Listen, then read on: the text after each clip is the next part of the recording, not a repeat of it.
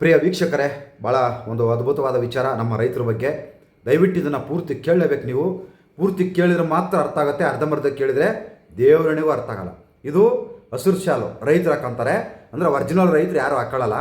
ಈ ಕೆಲವು ಏನು ಆರಾಮಾಗಿ ತಿರ್ಕೆಸೋಕೆ ಮಾಡ್ತಾರಲ್ಲ ಅವ್ರಕ್ಕೆ ತಿರುಗಾಡ್ತಾರೆ ಅಷ್ಟೇ. ಇದನ್ನು ಹಾಕೊಂಡವ್ರು ಭಾಳ ಚೆನ್ನಾಗವ್ರೆ. ಇದನ್ನು ಹಾಕೊಳ್ಳೇ ಭಾಳ ತುಂಬ ಕಷ್ಟ ಬೀಳ್ತಾರೆ ರೈತರು. ಅದೇನು ಯಾವಾಗಲೂ ಇದನ್ನು ಹಾಕೊಂಡು ಕೆಲಸ ಮಾಡೋಕ್ಕಾಗಲ್ಲ ಹೊಲದಲ್ಲಿ. ಇದನ್ನು ಹಾಕ್ಕೊಂಡು ಏನು ನಾನು ರೈತ ಅಂತ ಹೇಳ್ಬಿಟ್ಟು ಹಿಂಗೆ ತಿರುಗಿಸ್ಕೊಂಡು ಎಲ್ಲ ಇದನ್ನು ಮಾಡ್ತಾರಲ್ಲ ಕೆಲವರು, ಅವ್ರು ಎಲ್ಲರೂ ಅದ್ಭುತವಾಗಿದ್ದಾರೆ. ಆದರೆ ಪಾಪ ಹೊಲದಲ್ಲಿ ಕೆಲಸ ಮಾಡ್ತಾನಲ್ಲ ರೈತ, ಅವನು ತುಂಬ ಕಷ್ಟದಲ್ಲಿದ್ದಾನೆ.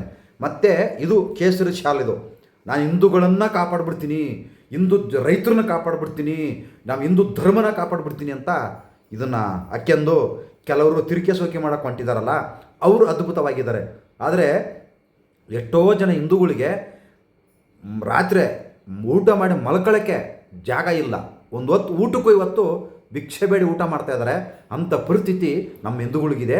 ಆದರೆ ಇದನ್ನು ಹಾಕ್ಕೊಂಡವ್ರು ಚೆನ್ನಾಗವ್ರೆ, ಇದನ್ನು ಹಾಕ್ಕೊಂಡವ್ರು ಚೆನ್ನಾಗವ್ರೆ. ಇಲ್ಲಿ ಹಾಕ್ಕೊಳ್ಳೋದಿರೋರು ಪಾಪ ಒಂದೊಂದು ಹೊತ್ತು ಊಟಕ್ಕೂ ಕೂಡ ಕಿತ್ತಾಡ್ತಾಯಿದ್ದಾರೆ. ಏನಪ್ಪ ವಿಚಾರ ಅಂದರೆ ವಿಡಿಯೋ ಬರ್ತಾಯಿದೆ, ನೋಡ್ಕೊಳ್ಳಿ.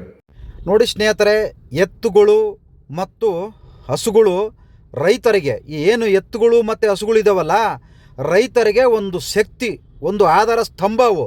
ಯಾಕಂದರೆ ಜೀವನ ಬೆಳಗ್ಗೆ ಇದ್ದರೆ ರೈತರು ಎತ್ತುಗಳ ಜೊತೆಗೆ ಹಸುಗಳ ಜೊತೆಗೆ ಜೀವನ ಮಾಡೋದು.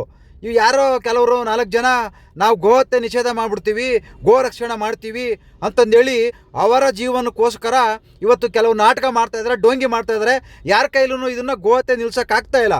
ಗೋಹತ್ಯೆ ಕಾಯ್ದೆ ಬಂದರೂ ಕೂಡ ಅದನ್ನು ನಿಲ್ಸೋಕ್ಕಾಗ್ತಾಯಿಲ್ಲ. ನೋಡಿ, ರೈತರಿಗೆ ಕಷ್ಟ ಬಂದರೆ ಯಾವನೂ ಬರಲ್ಲ, ರೈತರಿಗೆ ತೊಂದರೆ ಆದರೆ ಯಾವನೂ ಬರಲ್ಲ, ಯಾವ ಸರ್ಕಾರವೂ ಬರಲ್ಲ, ಯಾವ ಮಂತ್ರಿನೂ ಬರಲ್ಲ, ಯಾವ ಗೋ ರಕ್ಷಕನೂ ಬರಲ್ಲ. ಸುಮ್ಮನೆ ಇಲ್ಲಿ ಎಲ್ಲೋ 4 ದನ ಹಿಡ್ಕೊಂಬಂದ್ಬಿಟ್ಟು ನಾವು ರಕ್ಷಣೆ ಮಾಡಿದ್ದೀವಿ ಅಂತೇಳಿ ಇನ್ಯಾರಿಗ ಕರ್ಕೊಂಡೋಗ್ಬಿಟ್ಟು ಅವೆಲ್ಲ ವಯಸ್ಸಾದ್ಮೇಲೆ ಎಲ್ಲಿ ತಗೊಂಡು ಹೋಗ್ತೀರಿ? ಒಬ್ಬ ರೈತನಿಗೆ ಎತ್ತುಗಳು ಬೇಕು, ಹಸುಗಳು ಬೇಕು. ಇವತ್ತು ರೈತ ಇರೋದಕ್ಕೆ ನಾವೆಲ್ಲ ಇರೋದು, ರೈತರು ಇರೋದಕ್ಕೆ ನಾವೆಲ್ಲ ಇರೋದು. ರೈತರು ಇಲ್ಲ ಅಂದರೆ ಸಗಣಿ ತಿನ್ನಬೇಕಾಗುತ್ತೆ, ಗೊತ್ತಾಯ್ತಾ? ಇಷ್ಟೆಲ್ಲ ಮಾತಾಡೋರು, ಇಷ್ಟೆಲ್ಲ ನಿಗ್ರಿಯಾಡೋರು ಇವತ್ತು ರೈತರು ಮಳೆ ಬಂದ್ರೂ ಲಾಸು, ಮಳೆ ಕಡಿಮೆ ಬಂದ್ರೂ ಲಾಸು. ಯಾರೂ ತಲೆ ಕೆಡಿಸ್ಕೊಳ್ಳಲ್ಲ ರೀ. ಪಾಪ ರೈತನ ಕಷ್ಟ ಯಾರ ಹತ್ರ ಹೇಳ್ಕೋಬೇಕು? ರೈತನ ಕಷ್ಟ ಯಾರ ಹತ್ರ ಹೇಳ್ಕೋಬೇಕು? ಯಾರೂ ಹೇಳೋರಿಲ್ಲ.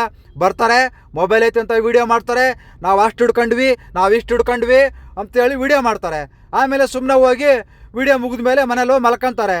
ರೈತ ಇವತ್ತು ಅನ್ನ ಬೆಳೆದ್ರೇ ಅನ್ನ ತಿನ್ನೋದು, ಇಲ್ಲೇ ಸಗಣಿ ತಿನ್ನಬೇಕಾಗತ್ತೆ. ರೈತ ಹಾಲು ಕರೆದ್ರೇ ಬೆಳಗ್ಗೆ ಎದ್ದರೆ ಹಾಲು ಕುಡಿಯೋದು, ಕಾಫಿ ಕುಡಿಯೋದು. ರೈತರು ಬೆಳಗ್ಗೆ ಎದ್ದು ಹಾಲು ಕರೆದ್ರೇ ನೀವೆಲ್ಲ ಕಾಫಿ ಕುಡಿದು ಎದ್ದು ಕೆಲ್ಸಕ್ಕೆ ಹೋಗೋದು, ಗೊತ್ತಾಯ್ತಾ? ರೈತರಿಗೆ 3 ಕಾಸಿನ ಬೆಲೆ ಇಲ್ಲ. ಇವತ್ತು ಎಲ್ಲ ತಿರ್ಕೆ ಸೋಕೆ ಮಾಡಕ್ಕೆ ನಿಂತ್ಕೊಂಡವ್ರೆ. ರೈತರಿಗೆ ಕಷ್ಟ ಆದರೆ ಯಾವನ್ರಿ ಬರ್ತೀರಾ? ಇವತ್ತು ಮಾರ್ಕೆಟ್ಗೆ ಹೋದರೆ ದಲ್ಲಾಳಿಗಳು ಕಾಟ. ಯಾವನಾರ ದಲ್ಲಾಳಿಗಳು ನಿಲ್ಲಿಸಿರ? ಇದುವರೆಗೂ ಯಾರಾದ್ರೂ ನಿಲ್ಲಿಸಿದ್ದೀರಾ? ಮಾರ್ಕೆಟಲ್ಲಿ ಇದುವರೆಗೂ ದಲ್ಲಾಳಿಗಳನ್ನು ಯಾವನ ಕೈಲಾರು ನಿಲ್ಸೋಕ್ಕಾಗಿದೆಯಾ? ಮಾರ್ಕೆಟ್ ದಲ್ಲಾಳಿ ವಿರುದ್ಧ ಯಾವನಾದರೂ ಹೋರಾಟ ಮಾಡ್ತಾ ಇದ್ದಾರಾ? ಮಾಡಿಲ್ಲ, ಮಾಡೋಕ್ಕೂ ಆಗಲ್ಲ. ಪಾಪ ಇವತ್ತು ರೈತರಿಗೆ ಇವತ್ತು ಇನ್ಶೂರೆನ್ಸಲ್ಲಿ ಮೋಸ ಮಾಡ್ತಾ ಇದ್ದಾರೆ. ಹೊಲಗಳಿಗೆ ಇನ್ಶೂರೆನ್ಸ್ ಮಾಡ್ತಾರೆ, ಅದಕ್ಕೂ ಮೋಸ ಮಾಡ್ತಾ ಇದ್ದಾರೆ. ಯಾವನ ಬರ್ತಾನೆ, ಯಾವನ ಮಾಡ್ಕೊಂಡು ತಗೊಂಡು ಹೋಯ್ತಾನೆ.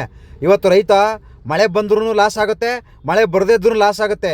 ಯಾರ ಹತ್ರ ಹೇಳ್ಕೋಬೇಕ್ರಿ? ಯಾರ ಹತ್ರ ಹೇಳ್ಕೋಬೇಕು? ಯಾರ ಕಷ್ಟ ಇವತ್ತು ಒಂದು ಹಸುಗೆ ವಯಸ್ಸಾಗುತ್ತೆ. ಕೆಲವರು ಮಾರ್ತಾರೆ, ಕೆಲವ್ರನ್ನ ಆ ಹಸು ಪೂಜೆ ಮಾಡ್ಕೊಂಡು ತಮ್ಮ ಜಾಗ ಇದ್ದರೆ ಅಲ್ಲಿ ಹೋಗಿ ಮಣ್ಣು ಮಾಡ್ತಾರೆ. ಇಲ್ಲ ಅಂದ್ರೆ ಏನು ಮಾಡ್ತಾರೆ? ಕೆಲವ್ರು ಮಾರ್ತಾರೆ. ಯಾಕಂದ್ರೆ ಬೇಕು.